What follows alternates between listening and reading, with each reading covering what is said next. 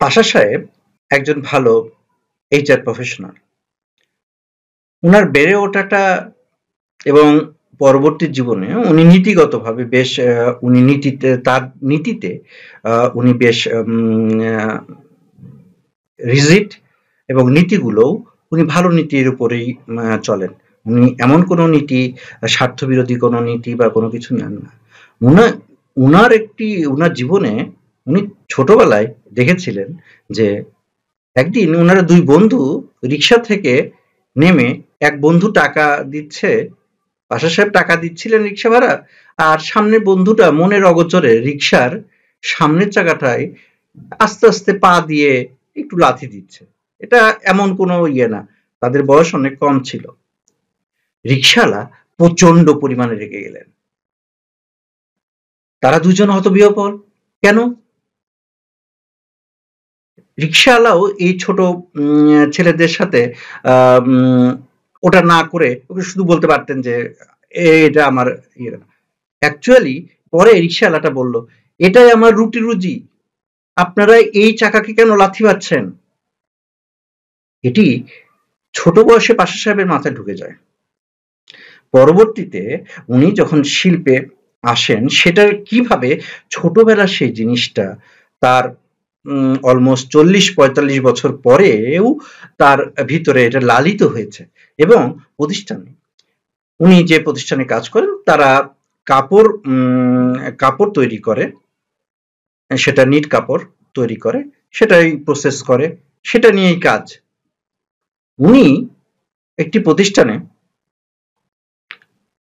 দেখলেন যে বৃষ্টি আসলেই বা কোনো জায়গায় কোনো কালার থাকলেই তো পাপোশ দেওয়া তো হচ্ছেই, পাপোশের উপর আবার সেই ফেব্রিক বা কাপড়গুলো বিছিয়ে দেওয়া হচ্ছে। সবাই এসে সেটার উপর পা মুছে তারপরে তারা বিভিন্ন রুমে ঢুকছে।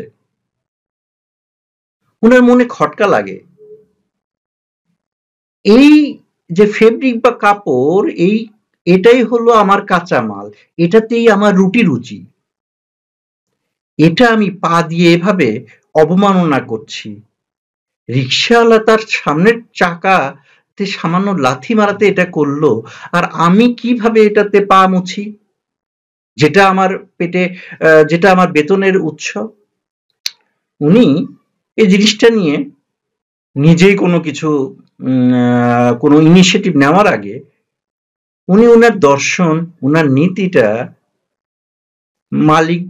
যৌথ মালিকানার ফ্যাক্টরি, তারা একদিন এমনি হালকা মেজাজে ছিলেন, খোঁজ গল্প করছিলেন। এ সময় পাশা সাহেবের ওই জায়গায় থাকার সৌভাগ্য হয়। তখন উনি একটা জিনিস বলল, স্যার একটা জিনিস আমার একটু কষ্ট লাগে। কি বলেন? স্যার, যেটি আমার রুটি রুজি সেটি উপরে আমরা পা মুছে আমার রুমে ঢুকি, বৃষ্টি আসলে এটা বিছিয়ে দিয়ে সবাই এই ফেব্রিকের উপরে পা মুছে তারপরে যায়, যেটা আমার পেটে অন্নর ব্যবস্থা করছে, এটা আমার অন্নর ব্যবস্থা করছে, এটাকে কিভাবে আমি মালিক দুজনের মুখ চাওয়াচাই করলেন।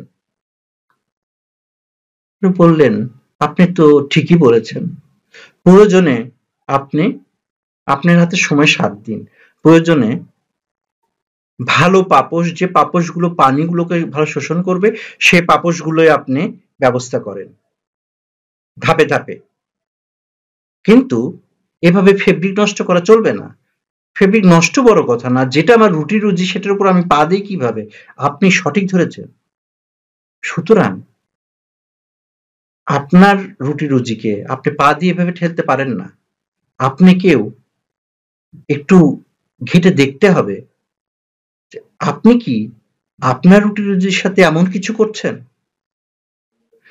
তাহলে এই রুটি রুজি দীর্ঘদিন আপনার সাথে নাও থাকতে পারে। ভেবে দেখবেন। সাথে থাকবেন।